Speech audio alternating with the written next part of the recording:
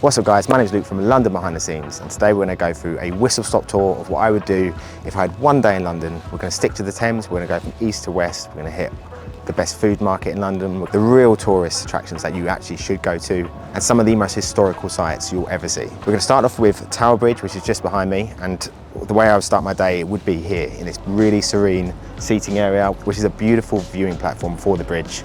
And just chill, have a coffee, and then we'll make our way over there. So Tower Bridge was originally built in 1886, construction finished in 1894, so people do really think it's older than it actually is. A lot of people seem to link it with medieval times or anything like that, but it's actually Victorian, and it's a real Victorian feat of construction. It's a ballast bridge, and occasionally it does rage for big heavy vessels, but most of the time it stays shut. It's one of the most iconic pieces of skyline in the city. It's one of my favourite places to visit, and this view itself is just a little hidden gem. I'll show you how to find this view on a map, because this is a really great place to start your day with a coffee, having a look at the view. We'll walk across, and then after that we'll start our journey. So this is the seating area, this little platform here. A few boats around and docks, and as you see the bridge there, so it's a real amazing view. These are the prime viewing seats. This is taken by this adorable couple, and then it's the bridge. So we'll be making our way over to the bridge and to what's behind it, which is the Tower of London. Eventually we will make our way across the bridge over to where the Shard is, you can see over there, and we'll make our journey over west towards Big Ben. So we've got a long day ahead of us, some amazing places to visit, and honestly, this is something you can do all in one day by foot, and you're hitting some of the most iconic London sites to visit. Anyway, let's get to it. So you find this place along the Thames Pass, which is just a fantastic walk along the river. It's all signposted, so you can find it. We're going to make our way through here. So this is Tower Bridge Wharf, as you can see there. So if you look for that, you will find it. I'll put a map up as well. So in terms of a map, this is where we are. This is where we were to view the bridge. So on a bigger map, just there, that's where you can find it. So just a 5-minute walk away from where we were, we've got St Catherine's Dock, which is this beautiful dock that was built in the 19th century. It housed many of East London's boats and ships until ships got pretty much too big for the place. That eventually closed down, and then local businesses came in to just make it more of a hub of restaurants and bars. It's probably not the most important part of the area. I'll show you that in a second. What you might enjoy more, what Londoners definitely enjoy more, is this pub, the Dickens Inn. So the Dickens Inn was built in the 1700s. It was either used as a tea factory or a local brewery. Years later it became a local tavern and was a real spit and sawdust kind of place. And the reason this is called the Dickens Inn is not because the famous author drank here, but instead his grandson in 1976 reopened this pub and claimed that his grandfather would have loved to have a pint in here. As we come out of the docks, just over here, you've got the bridge.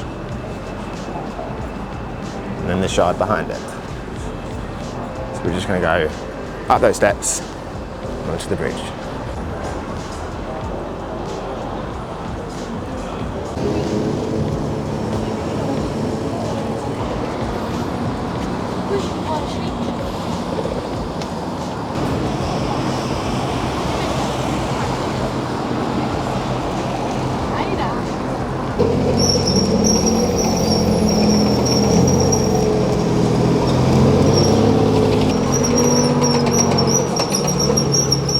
So this is the best way to view London Bridge. Go on it, walk across it, have a look around, have a look at the views. You can buy tickets to go on a viewing platform above, but I'm not sure if it's really worth it. It's about £12.50, so not that expensive, but you're not really seeing too much different to what you'd see just walking across the bridge. Unless you're really into the sort of mechanics and ins and outs of it, it's maybe something I'd give it a miss. You can get the free version just as good.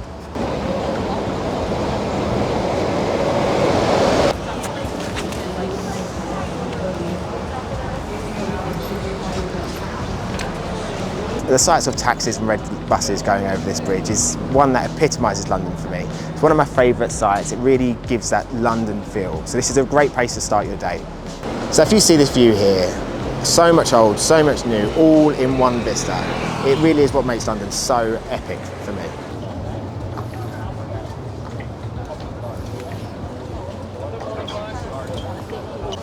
So at the moment they seem to have this kind of garden event going on around the moat, where they've grown flowers, little walkway. which is really nice. They do a lot of little events here, and to get this view, you just need to come. We were over there before, we just walked down here, and there's this big, long walkway all around the bridge to get to where you would enter it. So a quick tip here, if coming to the tower from Tower Hill Station, just this walkway down here, station's just up those stairs. Might want to just have a look at this thing here. So this was an old gate of London, of the city of London back in the medieval times. So this is what's remaining, and yeah, I mean that is pretty damn old.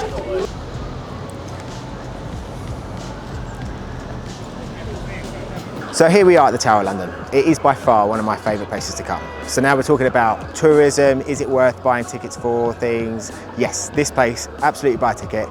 It's not cheap. Tickets start around about £33. They can go up, obviously, if you want a tour from a beefeater. There's the crown jewels that are inside as well. If you want to look at them, it's a little bit more than that.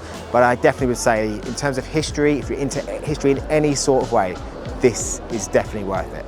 This is the beginning of our city. This is the crux of our royals. This is the centre of the original city of London. From the time of its conception, it's been a palace, a barracks, and most famously a prison. So of course the tower has a brutal and bloody history too. There's stories of ghosts inside, the two princes that were supposedly bricked up within the walls. You've got execution devices, torture equipment, armour, weapons, everything you could possibly want if you're into the gruesome side of things is in there. So it's definitely one of the things I would advise you to do while you're here. So I would just recommend getting the ticket to go review the site. If you can afford it, go for a beefeater tour as well, because they really do know their stuff. They live inside the grounds, they know everything about it, they would do some amazing stories and tales, and they're used to entertaining as well. So if you can see behind me, there's a couple of fish and chips places. Don't eat that. They're just tourist traps, they're overpriced, they're not very good fish and chips. So what we're going to do in a couple of stops time, we're going to go to a market which just gives you the most amazing food for great prices. Don't eat that. So if you spend a couple of hours going through the intense, rich history of the Tower of London, so much to see, so much to get through, so many people, it's probably best you take a 5-minute trip just down the road. So St Dunstan's of the East is just behind me here, and there's a little secret oasis which is probably best seen.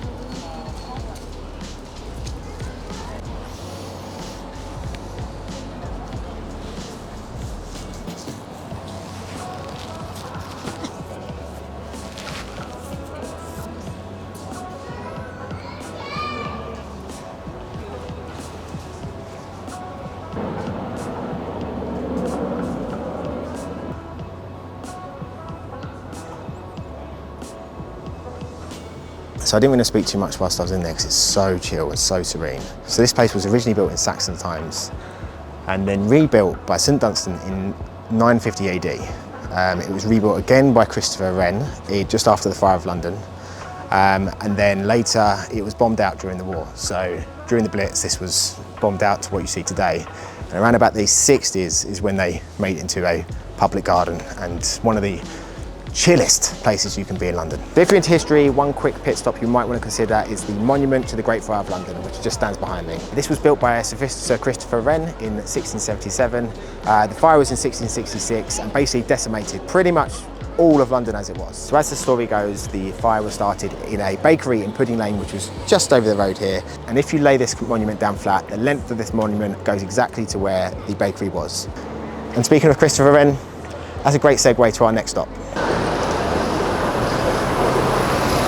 Here's one of the things I love about this walk as well. You're going to come across so many historical streets, buildings, old churches.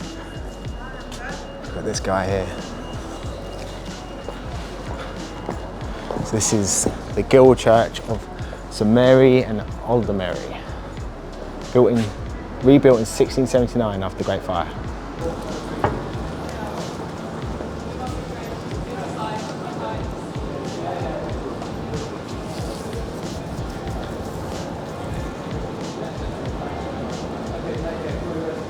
So the big one, St Paul's, one of the most epic structures in the city, so historic, dominates the skyline. So this is actually the fourth iteration of St Paul's on this spot. The original one was built in 604, it was a wooden structure, and each one since has been burnt down through various fires. The last one in the Great Fire of London. So Christopher, that clock worked. So after the Great Fire of London in 1675, Sir Christopher Wren, the guy from before, set off to rebuild this structure, and it took 35 years to build. So it's still a functioning church, they have regular masses, and today's a Sunday, so I think they've got one on at the moment. It's definitely worth a visit, have a peek inside, but even if you don't want to go inside, just from the outside, it's an amazing structure, a beautiful bit of architecture, and an unreal piece of history.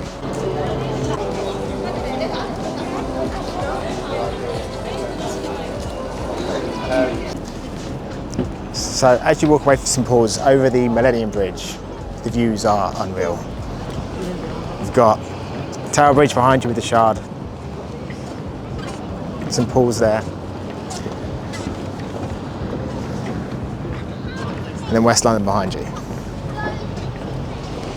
You can see Tower Bridge is just there, so we've literally walked maybe a couple of miles. All of this is in such a small area.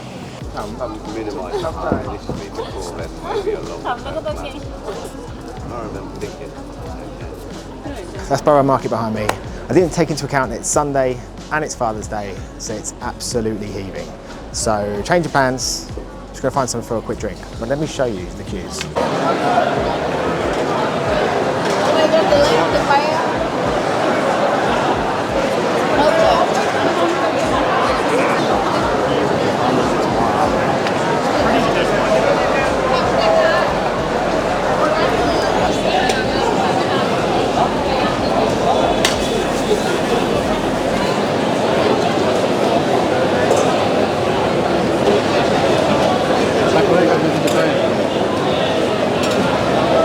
So just near Borough Market are the remains of the Great Hall, which was one of the most important buildings of medieval London. You can see here, all that's left of it is that wall, window.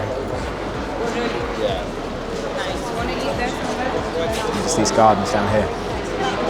Right, so I've come to the Anchor Pub, which is a super old pub right on the Thames. It's about 5 minutes away from Borough Market. We're still on the south bank of the river. So this is a massively historical pub. I won't butcher it with my own knowledge, but looking on their website, so the brewery in which this site presently sits has a rich and varied past throughout history. The Anchor has been used as a tavern, a brothel, a chapel, a brewery, and a ship's chandlers, and has entertained a wealth of noble patrons. So it's hell of a super old. I think the first acknowledgement of this was in the 1800s, but I think it does go back to about the 1600s as a tavern. It's also built on a Roman burial ground as well, originally. So it goes back. It's got some serious history behind it. Beer's good as well. Inside is some really like old school decor, wooden beams, low ceilings. The outside's got this kind of dock feel to it as well. It's a really lovely place to have a drink. It's got this nice outsidey bit here. St Paul's is just there where we were. And the prices aren't bad either. So this was a pint of Estrella, which is a Spanish beer, and it was £6.75, which is one of the cheaper beers you can find, especially in a tourist part. Normal pints will cost you about £7 upwards, so it's not that bad. But yeah, after this, we're going to stick on the South Bank. We're going to go all the way west. So we're going to go to where the Tate Modern is, the Globe Theatre, and then hopefully end up where Big Ben is and Westminster. So I'll finish this up and we'll get to it.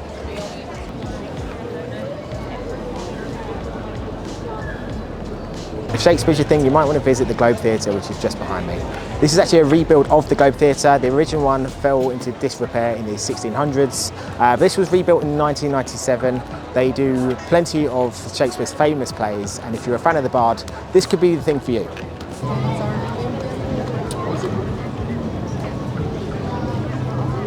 Okay, so next on the agenda is the Tate Modern. It's just behind me. It's only about a 10-minute walk from Borough Market, and it's an absolute must for anyone who's into art, culture, or anything of that sort. It's a museum for contemporary and modern art. It's free to enter, although some exhibits are to be paid for. And even just the structure alone, just being inside, the vastness of it, is worth seeing. There's also a bar and a balcony upstairs with great views, so if you're not into art, just have a drink. Here's a little top tip. That might look like a beach, but it's not a beach. If you have kids or if you're tempted to get in there, don't. Okay, we're at our penultimate stop, and that is South Bank, which is kind of like a cultural hub of everything, really. We've got a skate park over there, there's a theatre, there's a vintage bookstall over there, there's loads of bars and restaurants, there's loads of really beautiful seating areas that you could just sit and look at the Thames. It's quite romantic. So there is something for everyone here. On the weekends, there's a food market over the back here, which is absolute mustard. Yeah, loads of restaurants. There's something here for everybody. So I might just grab a drink just before we hit our last stop.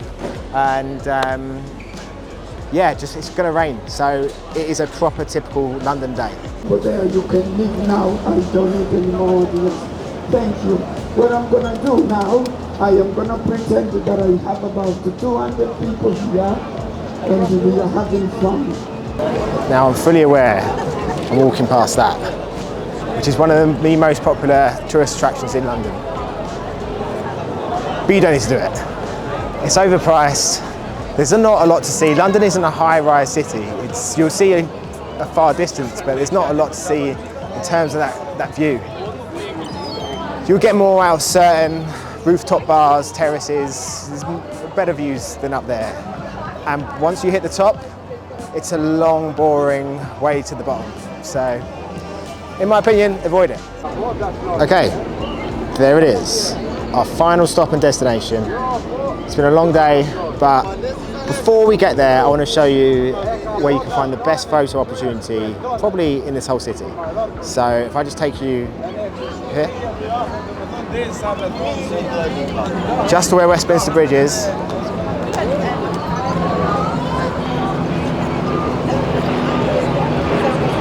And it's through that tunnel right there. Okay, here we are, we're in the tunnel. So it's kind of a little bit creepy in here, but you'll see. It'll be busy today because it's Sunday.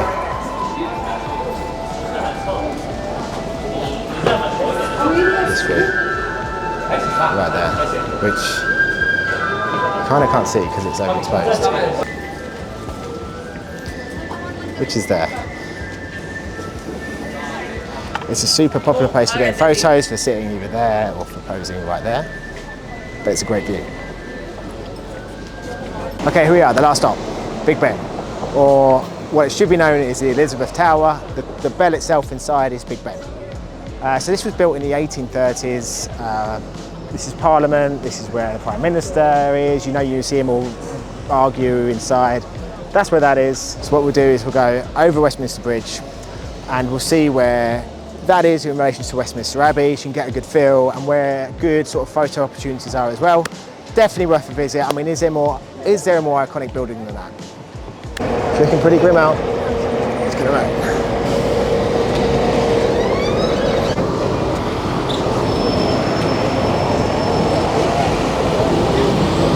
Okay guys, you see that queue there? That is a queue for the famous view and photo opportunity for the red phone booth and then up to Big Ben, which is over there. So if you do want to find it, just cross the road and there it is. You might have a little queue, but during the week it's not so bad, but it's a good photo opportunity. And so we come to the end of our tour. Behind me is Westminster Abbey, Big Ben just to the right of me. Westminster Abbey is an incredible place. You should definitely go and visit, go inside, buy a ticket. It's a place steeped in incredible history. The original one formed in around about 930 AD. As we've seen recently, monarchs get coronated there. So many people been buried there. Henry VIII, Isaac Newton, Charles Dickens, all buried within there. I think there's over 3,300 people either buried or commemorated within that building. It's stunning. It goes without saying, it's just an amazing piece of history. So if you are in town, definitely go and visit, go inside, have a look. So that is my one-day tour of London, following the Thames. All by foot as well. Most of it's free, I mean, apart from food and drink, and if you're not doing the guided tours, pretty much the whole thing is free. So if you are in town, have a look at all that. If you have any questions, drop them in the comments below. Any suggestions for any future videos, let me know in the comments as well. I'm definitely going to read them. And stay tuned for some more videos. Like and subscribe, and see you soon.